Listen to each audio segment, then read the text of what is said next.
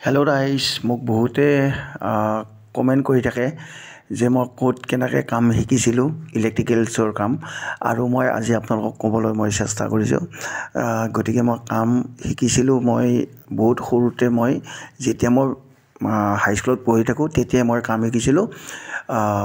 গতিকে কাম শিকি তাৰপিছত মই যেতিয়া মেট্ৰিক পাছ কৰিলোঁ তেতিয়া মই ডিপ্ল'মা ল'লোঁ। এতিয়া এইবিলাক হ'ল মোৰ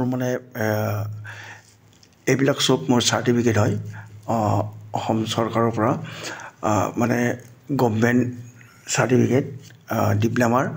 আৰু এইখন হ'ল মোৰ এডমিট কাৰ্ড, আৰু এইখনো এডমিট কাৰ্ড। গতিকে এতিয়া আজি আপোনালোকে চাওক, এইখন হ'ল ইলেক্ট্ৰিক লাইচেঞ্চ বৰ্ডৰ পৰা আমাক কণ্ট্ৰেক্টৰ লাইচেঞ্চ দিয়ে, আৰু তাৰে সেই কণ্ট্ৰেক্টৰ লাইচেঞ্চ হয় এইখন হ'ল মোৰ ৰঙা, যি দেখিছে ৰঙা কভাৰ দি থকা, এইখন হ'ল মোৰ ড্ৰাইভিং লাইচেঞ্চ। বহুত পুৰণি ড্ৰাইভিং লাইচেঞ্চ, তেতিয়া জীপ গাড়ী, ফেট আৰু এম্বেচাডৰ মই চলাইছিলোঁ। আৰু এইখন যি দেখিছে এইখন হ'ল লাইচেঞ্চ, ইলেক্ট্ৰিকেল লাইচেঞ্চ বৰ্ডৰ পৰা দিয়া হয়। এইখন হ'ল ইলেক্ট্ৰিচিয়ান লাইচেঞ্চ, আৰু এইখন হ'ল ইলেক্ট্ৰিকেল ছুপাৰভাইজাৰ লাইচেঞ্চ 33 kVৰ।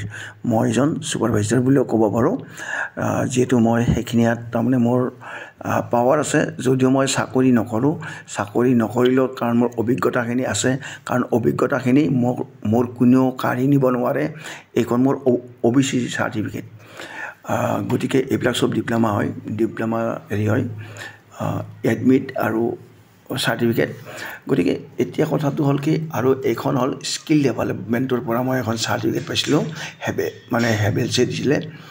আৰু এইবিলাক হ'ল এক্সপেৰিয়েঞ্চ চাৰ্টিফিকেট। এই সৰু সৰু যি দেখিছে, বহুত বছৰ আগতে মই দোকানত কাম কৰোঁতে তেতিয়া তেনেকুৱা চাৰ্টিফিকেট দিছিলে। গতিকে তেনেকুৱা ধৰণৰ।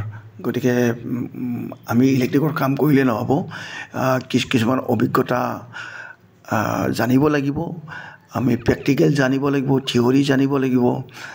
আৰু এই সোপা দেখিছেনে, এই সোপা গোটাই কিবাকিবি পুৰণা কাগজ পত্ৰ আছিলে। এইবিলাক ট্ৰেড লাইচেঞ্চ গোটেই চব ফালি চিৰি পেলাই দিলোঁ, যিহেতু আৰু ট্ৰেড লাইচেঞ্চ মোক আৰু দৰকাৰ নাই এইবিলাক।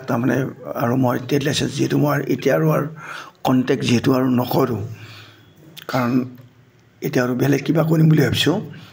গতিকে সেইকাৰণে মোৰ মন গ'ল যে আজি ৰাইজক অকণমান মোৰ নথি পত্ৰখিনি দেখুৱাই দিওঁ। গতিকে এই মোৰ হ'ল প্ৰমাণ পত্ৰ ইলেক্ট্ৰিকেলৰ কাম কৰা। গতিকে আপোনালোকে জানিব বিচাৰিছিলে, আৰু মই সেইকাৰণে দেখুৱাই দিলোঁ।